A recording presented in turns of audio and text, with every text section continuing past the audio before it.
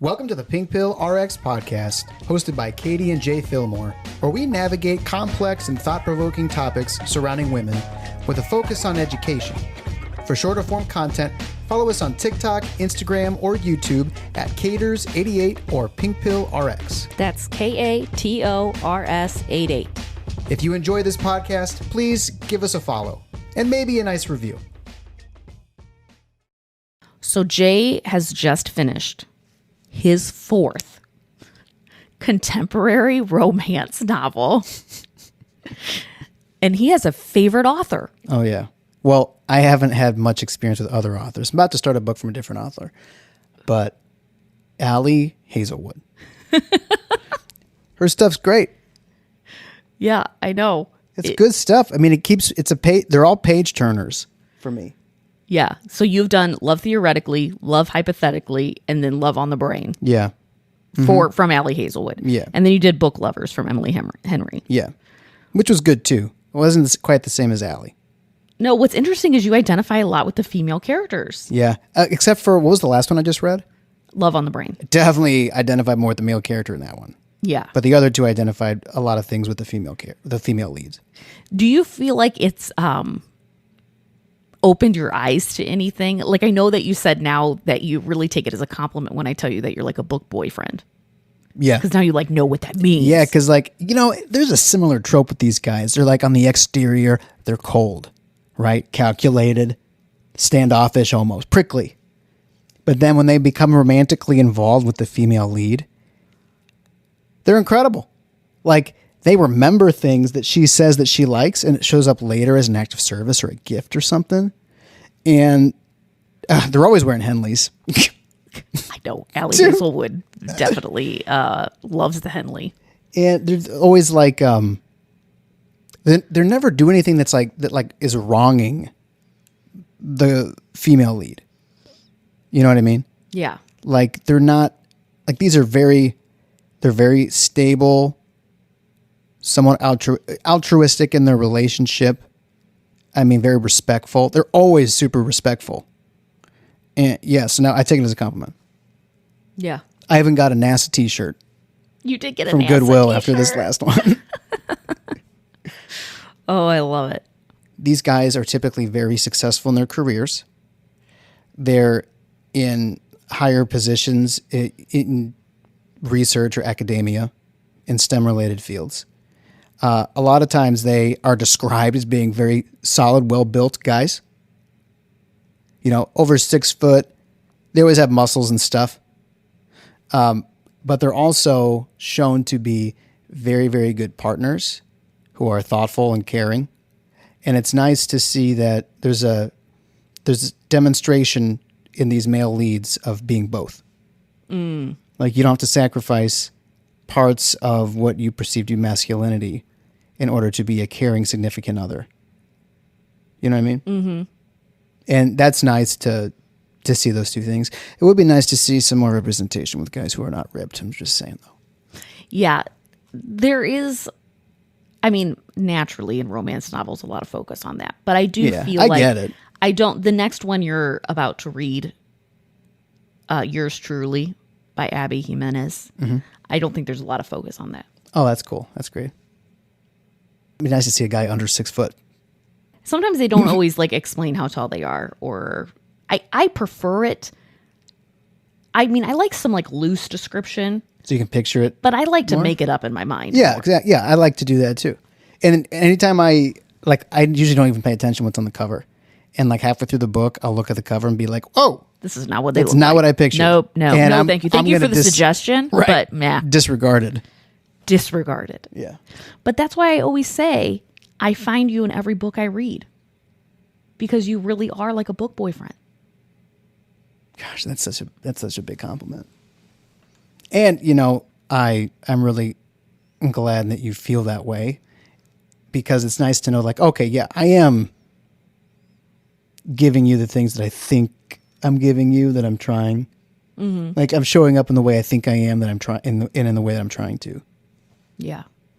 So today's episode is going to probably seem a little more scattered than usual. It's a compilation of things that I've ran across online that is good food for thought, I feel like. Some of them are just like one-liners that make you go, interesting. Others are a little more explanatory, but I just wanted to go through a couple of those things. So we're having snacky things instead of like a meal.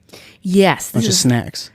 So throughout a woman's life, she is called Miss, M-I-S-S, Mrs., M-R-S, or Miss, M-S. And throughout a man's life, he's just called Mr. Yeah. From the day he's born.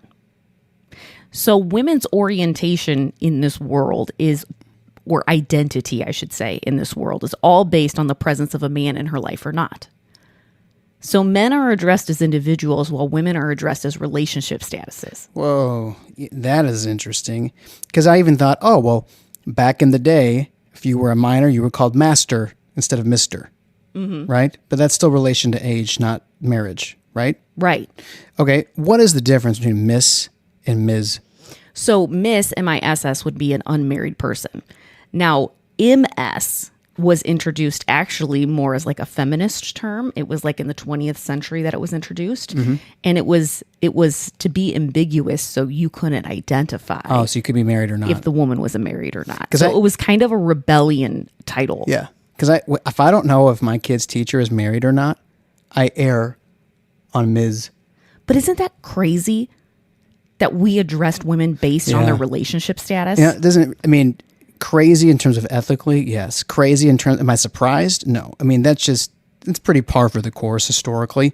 Right. Right? But still to this day, a man's title reflects who he is, and a woman's title historically reflected who she belongs to. It makes me not want to use Miss. I don't think I use Miss. Like Miss, M-I-S-S? Yeah. Yeah, and it definitely not using it now. Yeah. So MS is definitely more of like the feminist term to use. Yeah. Wow. I want to fact check myself with something real quick. Okay. Because I was looking up, is master and mister really about age, or is it about being married? Well, first of all, both words go back to the same Latin word, magister, which you might think of magistrate. It means teacher, chief, or one in authority. Yep. So Mr. and Master actually both come from this one in authority. In Middle English, it became master. It meant someone with authority, like a teacher or a boss, a man of high status, or like a guild master. And in English, master was widely used from the Middle Ages onward for boys and young men before adulthood, for men of status or authority, or in certain professions like schoolmaster, shipmaster. By the 1500s, 1600s, pronunciation shifted. It was written with the abbreviation MR for Mr. And eventually the meaning split. Master became formal or specialized. It was either for boys, like Master John, titles, like a Master of Arts, or authority roles. And Mr. became the default polite title for adult men. So yeah, it was just about age, basically. But they both come from this one in authority root word in Latin. And women's titles come from who she belongs to. Right, come to relations. Well, we're moving on to the next. Okay. Women often internalize disappointment or failure more deeply than men do.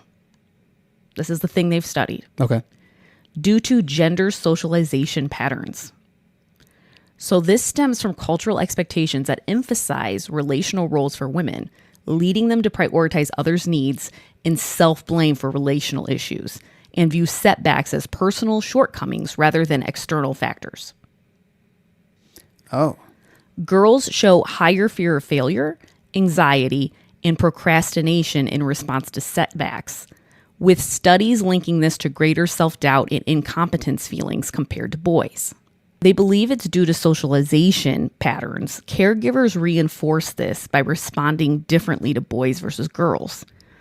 So in one study, mothers supported boys' anger more than girls. So 44% of mothers supported boys being angry over things, and only 6% for girls. Wow, that's a huge disparity. Wow. And they would punish girls' anger. So they would punish girls 79% of the time for being angry versus 38% of the time for boys being angry. Whoa. Which potentially teaches girls to suppress assertiveness and ruminate on disappointment. Okay, the next thing. If you're a cashier, let's say at a gas station, and somebody comes in and they're robbing you, what is the advice that you give to the cashier? Like, what's the common advice? Just give them the money. Just give them the money. Okay, if someone comes up to you on the street and they are robbing you, they want your watch or they want your wallet, what is the advice that you give to them? Probably just give it to them. Right. Okay, so If they have a weapon. a lot of times, or let's just say if yes, or you think they could be armed or you think they could harm you, right? Okay. It's interesting that with most targeted violent crimes, we tell victims to just give the perpetrator what they want. Oh. Like if someone walks into the gas station and you say, give them the money, it's not worth your life, right? If someone puts a knife to your throat, you just hand over the wallet, okay? We say this because compliance means there's a better chance of survival, and nobody shames these people for not fighting back. No one is questioning if they wanted to be robbed because they gave them the valuables. Yeah. So why is sexual assault so different? That's a great question. Why are rape victims shamed for not fighting back? And why do police treat this less seriously when there are no physical injuries? Yeah. Yeah. When we know that freezing and fawning and not resisting are totally normal and often completely involuntary trauma responses, they happen because our nervous system is trying to ensure that we survive.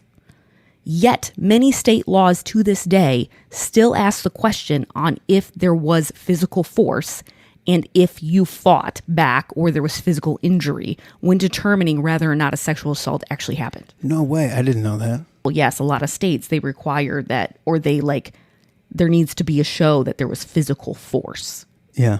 That was on TikTok, and I've never thought about it in that way before with comparison to these other crimes where you're just taught to surrender, and that's totally acceptable. And you don't have to prove that you didn't want to be robbed.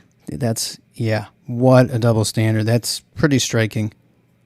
Okay, the next thing I wanted to talk about was a thing that I posted on Facebook. It was a article that I shared because the state of Illinois has recently introduced legislation requiring that CPR dummies also be female, not just male. And there was a bunch of ignorant comments on the article making this about gender identity and equality, just because, women feel left out because there's not mannequins that look like them, right? So they want representation with the dummies. Yes, right. This is the whole thing. And I was very annoyed by this. And I basically said, I commented on the article as well as shared it. And I said, there's many ignorant comments on this article that is making fun of this possible change. There is a disparity when it comes to women and men and bystander CPR. Multiple large studies show women in cardiac arrest receive bystander CPR less often than men, especially in public settings.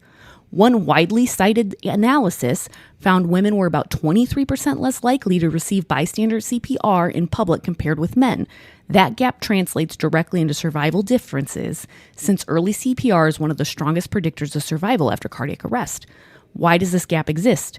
Well, fear of touching breasts, accusations of inappropriate contact, or fear of accusations of inappropriate contact, uncertainty about where to place hands on a female chest, misperception that women are more delicate, misperception that women are less likely to have cardiac arrest, clothing barriers such as bras. Female-specific training models directly target these hesitations and could be a game changer when it comes to women receiving effective bystander CPR. That's what I posted. Yeah. The comments. I have to read a couple of them. Okay. Alan said, Katie, I don't think that is because of the mannequins. Your rant about how women are mistreated was nice, though. Where did I rant about women are being mistreated? I didn't respond to these comments, by the way. Yeah. But it's crazy. It's for the best. Joey said, Katie, thank you for pointing out men and women are biologically different. Scott said, Katie, you make me hesitant to give CPR to a liberal. I'd hate for you to be offended how I did it, so screw it. That's what you're doing. You're making people want to give CPR due to political correctness. What? Screw it. It's medical I know, right?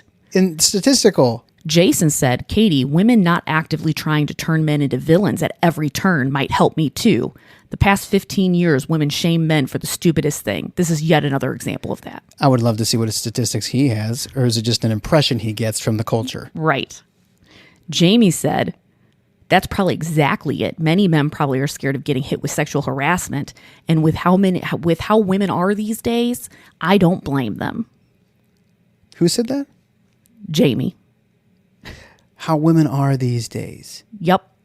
And then somebody else commented that this is feminists' fault, that men don't want to give CPR to women because of false accusations about sexual harassment. I want to see if I can fact check some of those things they're saying. Wait 1 second. I think that last comment is interesting about being like feminist, like this is the feminists' fault because they accuse men of sexual harassment. Like, are you kidding me?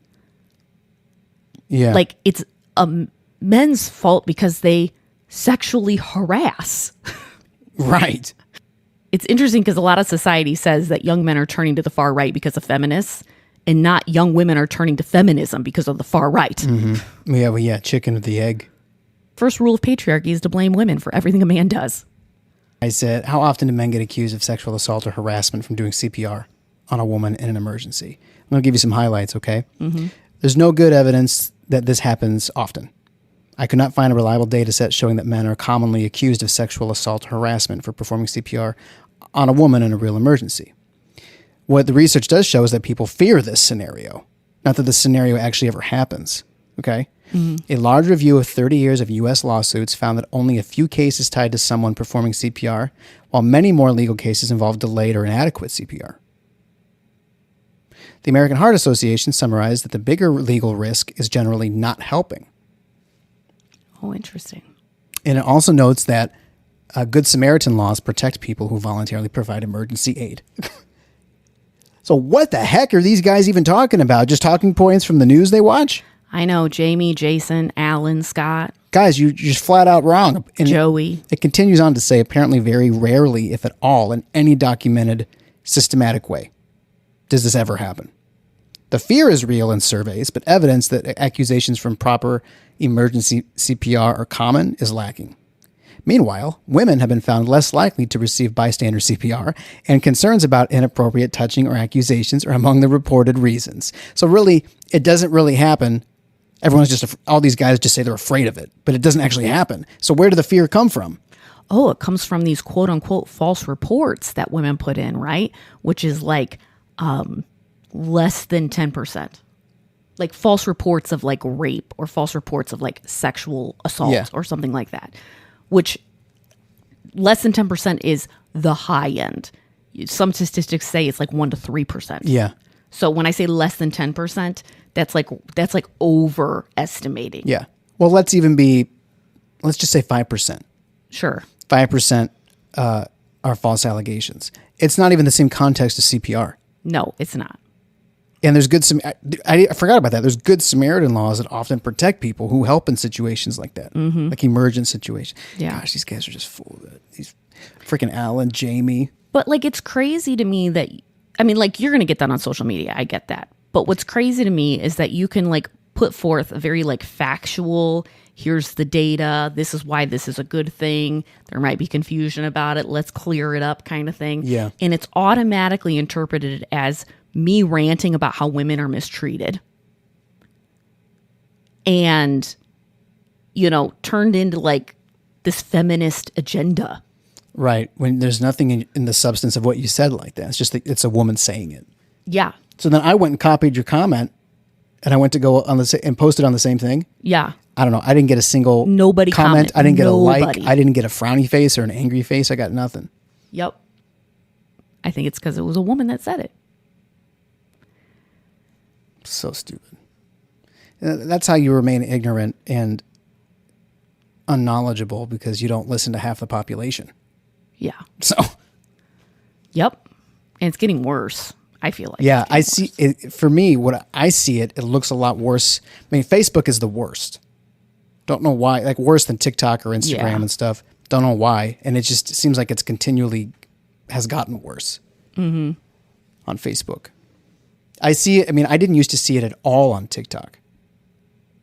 And, now I see it in small amounts, but I see it on TikTok and it wasn't even there before. Yeah. Right, now we're going to talk about boys falling behind. And I didn't realize this till recently. I shared this with you recently, that this idea that boys are falling behind isn't compared to boys in the past. It's compared to girls. Right. Because they're just staying consistent with the past. Yeah. So there are some very narrow areas where boys may show small declines over recent decades, such as like reading engagement or behavioral issues.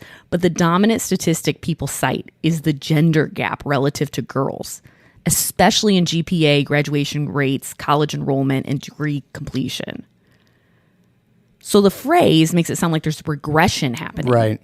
But what it usually is describing is this relative displacement in comparison to girls.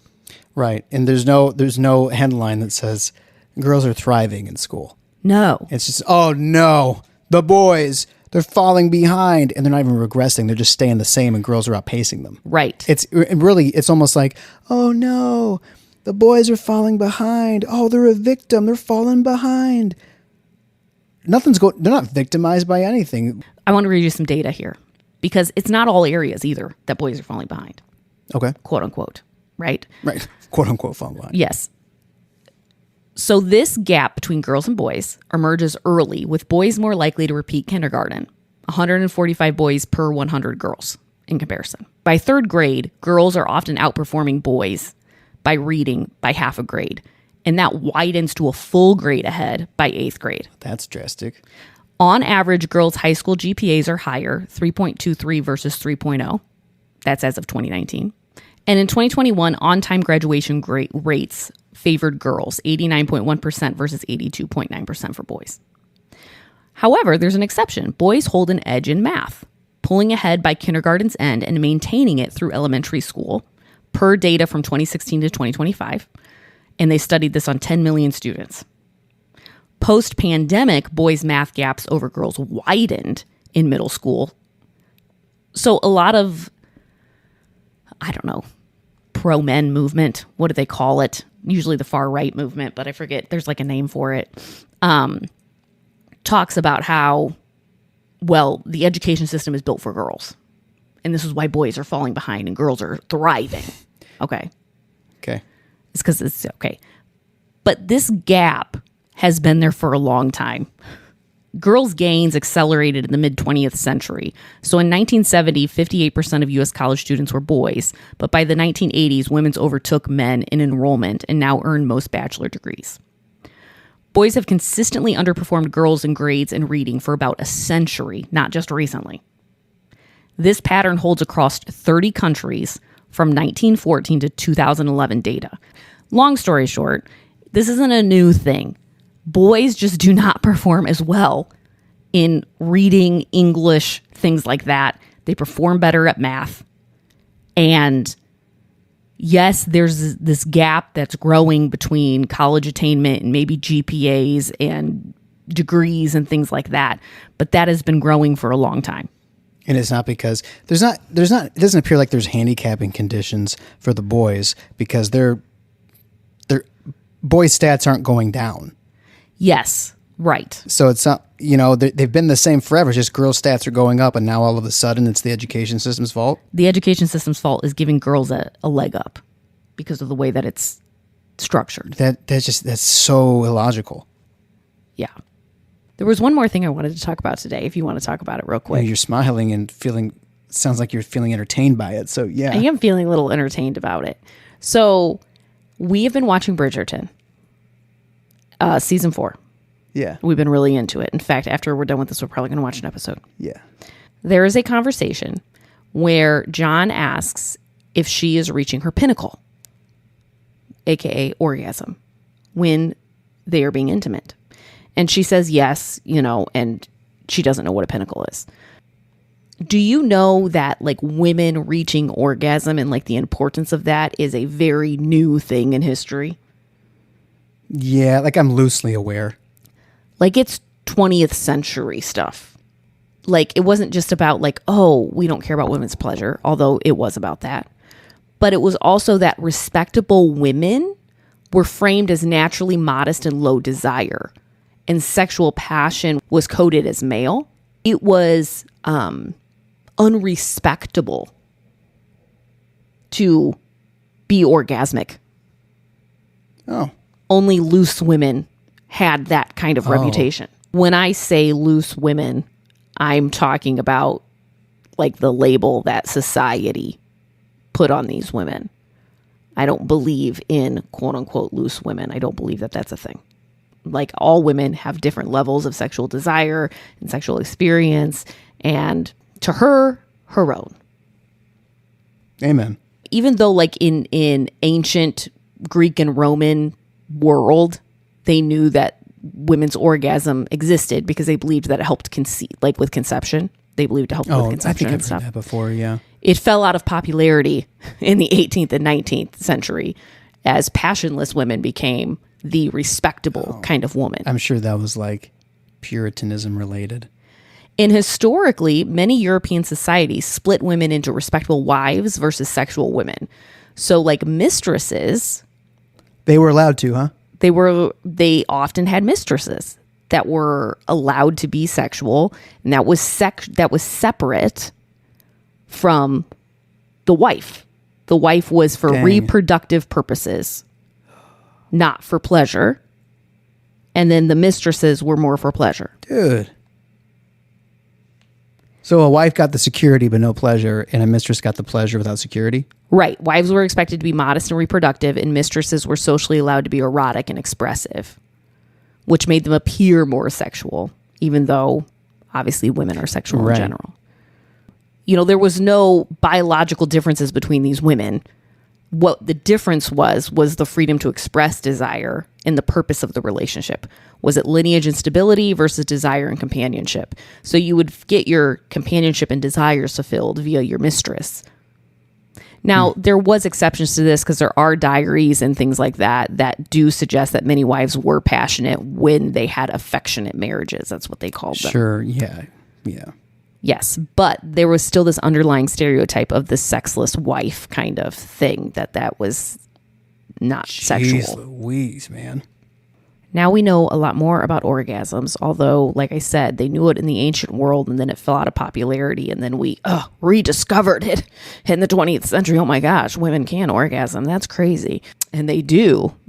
It's interesting because human females are unusual among mammals because they have a prominent sexual organ whose primary function or known function is pleasure, not reproduction. Not saying that orgasm doesn't promote bonding and things like that, because it does, and that can be evolutionary, but it isn't necessary for conception. Do you know there's different types of orgasms? I know you know that, but I was surprised at how many different types. Like, when you say types, do you mean manners in which it can occur, or Yes. how the experience is? Well, no, it does like feel different. There's clitoral orgasm, which is the most common and best studied, which involves the direct or indirect clitoral stimulation. Most women require clitoral stimulation to reach orgasm, just in general. Then you have vaginal orgasm, which is reported from penetration-focused stimulation, but it internally stimulates the clitoris. So, like, all of these, like, in some way stimulate, usually, the clitoral complex somehow. You have G-spot orgasms. A lot of the clitoral nerves are like inside, right? Exactly. Yeah. Yes. You have cervical orgasms because cervix do have nerves. You have blended orgasms where you can have multiple stimulation routes, so clitoral and penetration at the same time. So there's a lot of different ones, and there's a lot of health benefits to orgasming for a woman. Really? Pain relief, stress reduction, mood improvement, sleep support, pelvic floor strengthening, cardiovascular stimulation. There's even immune effects, bonding and relationship satisfaction. So oxytocin release supports that bonding, trust, and attachment. It's the same hormone that's involved in childbirth, breastfeeding, and affectionate touch. So orgasm is a neurohormonal event with multi-systems impacts on the body, which is kind of cool. However, there is a big gap in knowledge when it comes to orgasm and when it comes to the clitoris. So surveys show that heterosexual men report orgasming roughly 90 to 95% of their recent encounters, while heterosexual women are closer to 60 to 65%. Now that gap shrinks in relationships where there's more communication, longer foreplay, and consistent clitoral stimulation. What's interesting is the probability of a woman orgasming in an encounter has a correlation with what men believe about orgasm and their responsibility of it. So the presuppositions? Yes.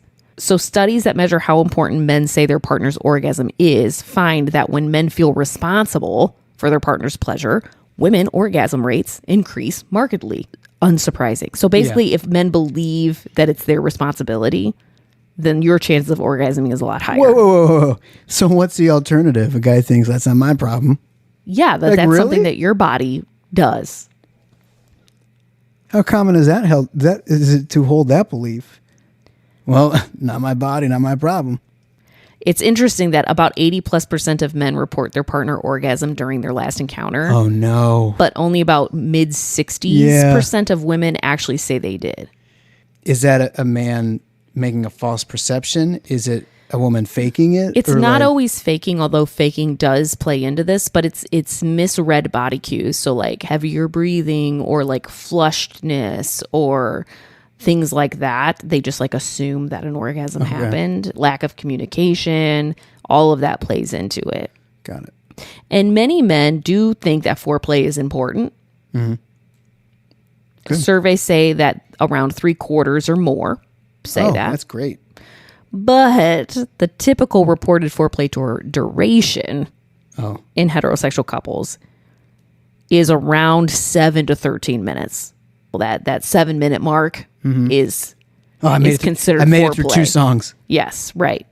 Where studies that asked women to report their preferred amount of time for foreplay, the time came back closer to 18 to 20 minutes. That is a big gap. That's that's sizable.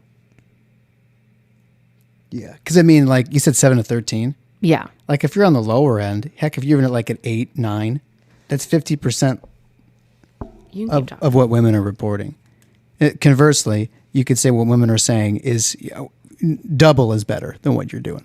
Yeah. Basically, it's close to double all the way around. As a man, what you think is acceptable, double it. Maybe double it.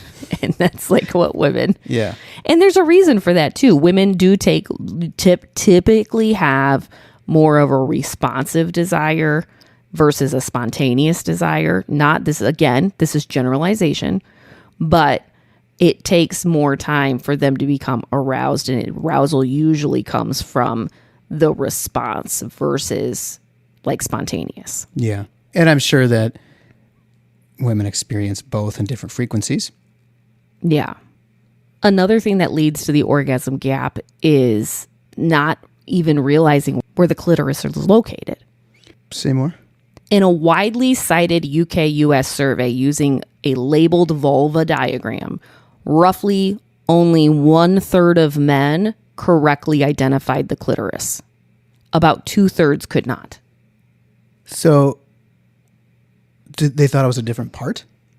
They didn't think that was the part that was responsible. That's not good. Here's the thing. In the same kind of work, similar surveys, women did better, but still not great. Whoa.